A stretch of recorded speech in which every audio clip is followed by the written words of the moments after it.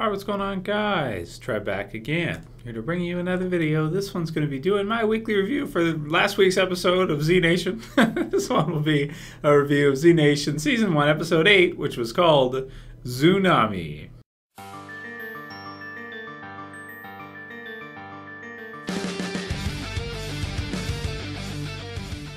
As always, my reviews will contain spoilers. So yeah, I've come back for another review of Z Nation. I got around to watching it. Didn't get around to it last week just because of, doing some other videos and some other stuff I was working on. I didn't get to it.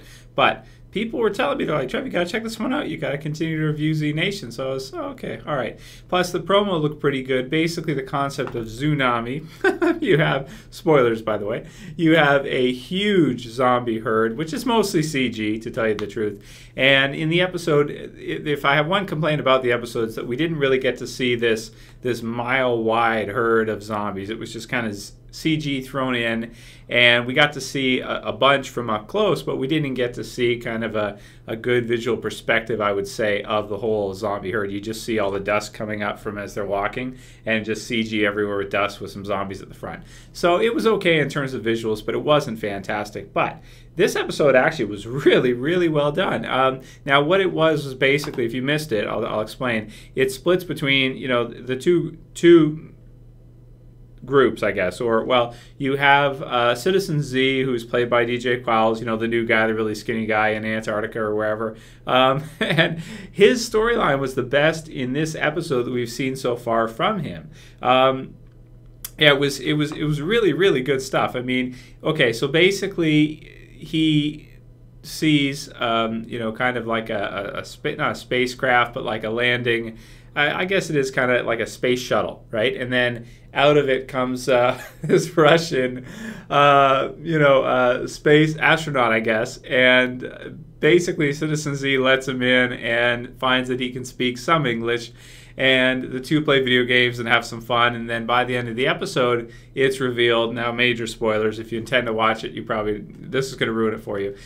So it's revealed that he's not real, that he's a hallucination, and actually, DJ Qualls' character, Citizen Z, is actually running out of oxygen. So he's hallucinating due to the fact that, there's no oxygen. The dog keeps sleeping. And his hallucination personality, this Russian astronaut named Yuri, so stereotypical, but it was still done pretty well. Yuri keeps asking him, why is the dog sleeping? Why is dog sleeping? And so, as we find out near the end, when Yuri is choking him, that Yuri's not real and he is in fact a hallucination. So I had kind of guessed it before they actually showed it to us. I've seen enough movies and stuff, Fight Club and all that, where you'll have things like that where there's a character that seems to be real, and then, there'll be a twist somewhere throughout that it's not really a real character, and then it's a hallucination or something, or the person's got psychological issues or something.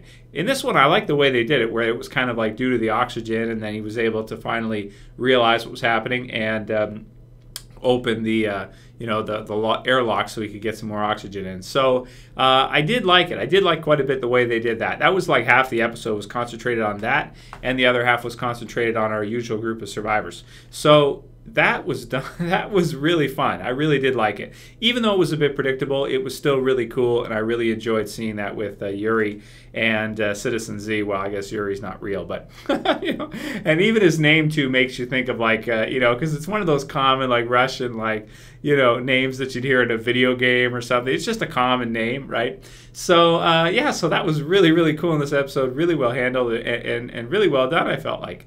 So that was half the episode. The other half is basically as this huge tsunami comes through, this humongous herd that's just trampling everything in its path and smashing things and just killing everybody in its wake.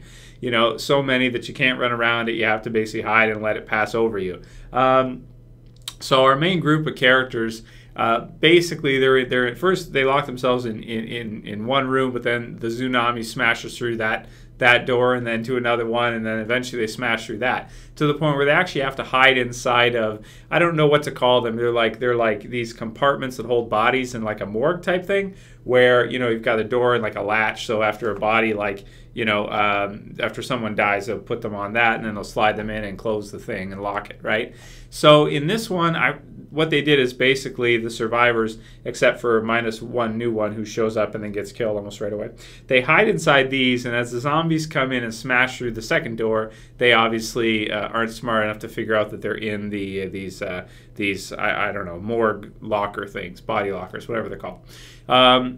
Yeah, so except for Murphy, which is the one who, at the very beginning of the show, was shown to be bitten many times, but was given some kind of vaccine or some kind of treatment, so that he seems to be dying very slowly, but he's not dead yet. And zombies also will not attack him because they see him as one of them. He looks like a zombie too, right? So, but he still retains his intelligence and everything like that, at least for the most part. However, we got to see in this one, and they've been kind of showing a bit of this as we're going through as well too, that he's starting to become more and more dehumanized as time goes on. His teeth falling out, things like this. He's killing characters, and like the episode when he bit the other guy, which was Fubar. Welcome to the Fubar. This is his name's and then this one we see him basically find a wife or a mother and daughter who are surviving, and her husband or father, the father of the family, has been bitten. He is a zombie, but he's outside. So not only does Murphy go in and he steals their stuff, okay, so that our main group of survivors can eat and drink and everything.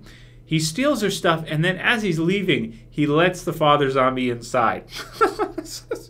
It's like, I think it's supposed to illustrate to us, it's just brutal, right? That he is becoming more and more attached, more and more of a zombie. He's starting to dislike, well, he was kind of always messed up anyway, right? He was like a prisoner, a test subject type thing.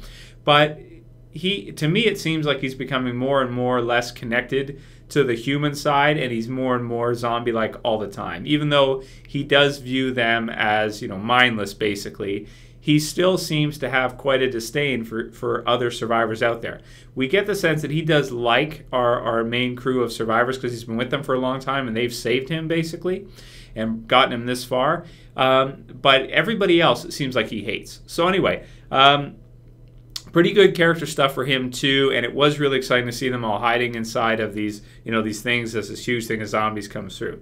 That said, the production quality, of course, is not on something like The Walking Dead standards, but still, we get the message. It's fun. It looks pretty good, and I really liked what they did with Citizen Z in this episode. So this being one of the actual better episodes of Z Nation so far, and I'm really happy that they've renewed it for a second season because, the show might not technically be that good. I'll admit it's not that good technically, but I enjoy it. It's kind of a guilty pleasure, so to speak. I enjoy watching it. It is fun, and I do like some of these. I'm starting to really like some of the characters, like Murphy. He's a character that we could never have in The Walking Dead because he's got kind of not a superpower, but he's got the vaccine, so he's kind of unique in that capacity where he is kind of like half human, half zombie at this point in time. And they even kind of dropped a kind of an Easter egg for maybe him becoming like some kind of, I don't know, leader of the zombies or something, because they have no leader really. So I don't know. It's cool. It's fun. So anyway, in terms of a score, I'm going to rate this one. I'm going to give this one an 8. Seriously, yeah, an 8. I know it's pretty high for a Z Nation episode. Yeah, it is. But it's really great. You got to check it out if you missed it and you like zombie apocalypse stuff and you've been watching through. It's pretty darn good. It's not bad at all. So an 8 for me, really high for Z Nation, one of the better episodes of Z Nation so far. And I may review this week's episode as well, too, depending on what you guys think. Let me know. Do you want to see weekly reviews continue for Z Nation? What about Season 2? Would you like to see reviews for Season 2?